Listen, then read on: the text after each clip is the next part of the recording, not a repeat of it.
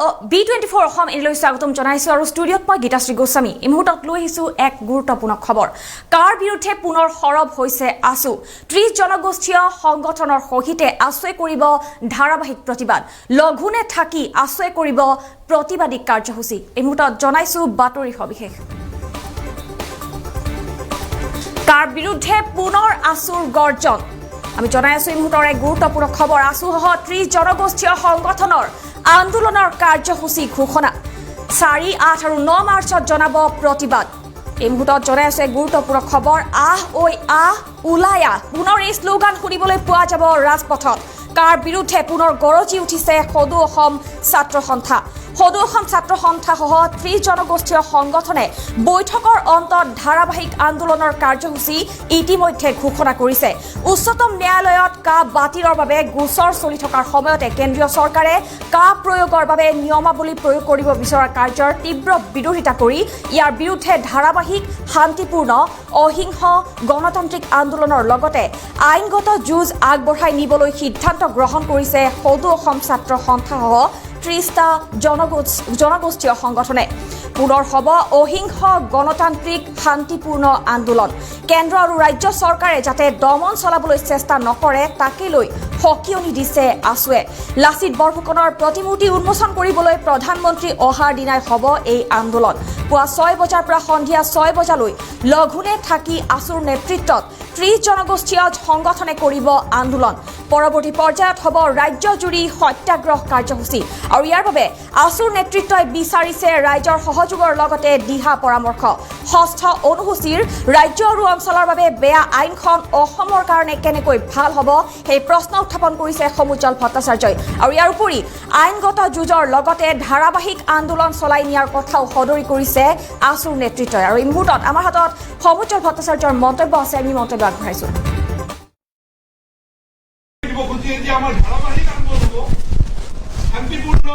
অহিংস গণতান্ত্ৰিক আৰু এই অহিংস শান্তিপূৰ্ণ গণতান্ত্ৰিক আন্দোলন আৰু আইনগত যুঁজ সমান্তৰালভাৱে আগবাঢ়িব দুটা সমান্তৰালভাৱে আগবাঢ়িব এতিয়া আমি আজি ধাৰাবাহিক আন্দোলনৰ কাৰ্যসূচী ঘোষণা কৰা হৈছে আৰু এই আন্দোলনৰ কাৰ্যসূচী আগুৱাই নিওঁতে ছাত্ৰ ছাত্ৰীসকলৰ শৈক্ষিক দৃষ্টিত যাতে আঁচোৰ নপৰে এই সম্পৰ্কতো আমি স্থিৰ সিদ্ধান্ত লৈ আমি আগবাঢ়ি যাম স্পষ্ট কৰি দিব খুজিছে যে আমাৰ ধাৰাবাহিক আন্দোলন হ'ব শান্তিপূৰ্ণ অহিংস গণতান্ত্ৰিক হ'ব আৰু এই অহিংস শান্তিপূৰ্ণ গণতান্ত্ৰিক আন্দোলন আৰু আইনগত যুঁজ সমান্তৰালভাৱে আগবাঢ়িব দুটা সমান্তৰালভাৱে আগবাঢ়িব এতিয়া আমি আজি ধাৰাবাহিক আন্দোলনৰ কাৰ্যসূচী ঘোষণা কৰা হৈছে আৰু এই আন্দোলনৰ কাৰ্যসূচী আগুৱাই নিওঁতে ছাত্ৰ ছাত্ৰীসকলৰ শৈক্ষিক দৃষ্টিত যাতে আঁচোৰ নপৰে এই সম্পৰ্কতো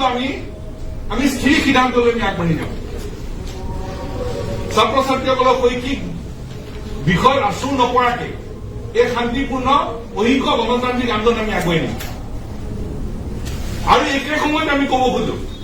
যে অসম চৰকাৰে শান্তিপূৰ্ণ গণতান্ত্ৰিক আন্দোলনক যাতে দমন কৰিবলৈ যাতে কোনো পৰিকল্পনা নকৰে কাৰণ শান্তিপূৰ্ণ গণতান্ত্ৰিক আন্দোলনৰ শক্তি কিন্তু অদ্ভুত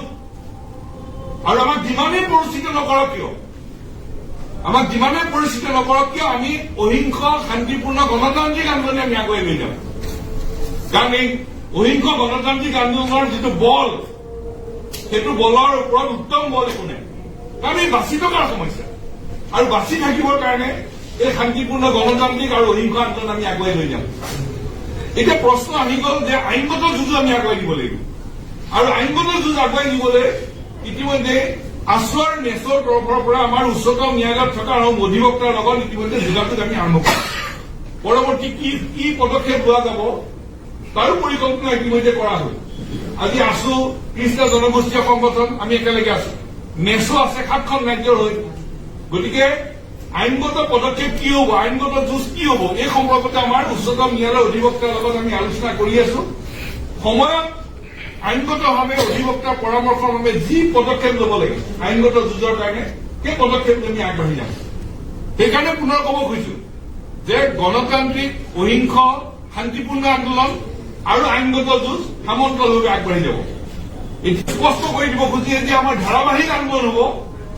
শান্তিপূৰ্ণ অহিংসাৰ গণতান্ত্ৰিক হ'ব আৰু এই অহিংসা শান্তিপূৰ্ণ গণতান্ত্ৰিক আন্দোলন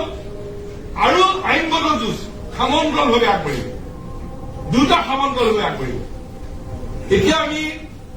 আজি ধাৰাবাহিক আন্দোলনৰ কাৰ্যসূচী ঘোষণা কৰা হৈছে আৰু এই আন্দোলনৰ কাৰ্যসূচী আগুৱাই নিওঁতে ছাত্ৰ ছাত্ৰীসকলৰ শৈক্ষিক দৃষ্টিত যাতে আঁচোৰ নপৰে এই সম্পৰ্কতো আমি স্থিৰ সিদ্ধান্তলৈ আমি আগবাঢ়ি যাম ছাত্ৰ ছাত্ৰীসকলৰ শৈক্ষিক বিষয়ত আঁচোৰ নপৰাকে এই শান্তিপূৰ্ণ অহিংস গণতান্ত্ৰিক আন্দোলন আমি আগুৱাই নিম আৰু একে সময়ত আমি ক'ব খোজো যে অসম চৰকাৰে শান্তিপূৰ্ণ গণতান্ত্ৰিক আন্দোলনক যাতে দমন কৰিবলৈ যাতে কোনো পৰিকল্পনা নকৰে কাৰণ শান্তিপূৰ্ণ গণতান্ত্ৰিক আন্দোলনৰ শক্তি কিন্তু অদ্ভুত আৰু আমাক যিমানেই পৰিচিত নকৰক কিয় আমি অহিংস শান্তিপূৰ্ণ গণতান্ত্ৰিক আন্দোলনে আমি আগুৱাই লৈ যাম কাৰণ এই অহিংস গণতান্ত্ৰিক আন্দোলনৰ যিটো বল সেইটো বলৰ ওপৰত উত্তম বল একো নাই কাৰণ এই বাচি থকাৰ সমস্যা আৰু বাচি থাকিবৰ কাৰণে এই শান্তিপূৰ্ণ গণতান্ত্ৰিক আৰু অহিংস আন্দোলন আমি আগুৱাই লৈ যাম এতিয়া প্ৰশ্ন আহি গল যে আইনগত যুঁজো আমি আগুৱাই নিব লাগিব আৰু আইনগত যুঁজ আগুৱাই নিবলৈ ইতিমধ্যে আছু আৰু নেচৰ তৰফৰ পৰা আমাৰ উচ্চতম ন্যায়ালয়ত থকা আৰু অধিবক্তাৰ লগত ইতিমধ্যে যোগাযোগ আমি আৰম্ভ কৰিম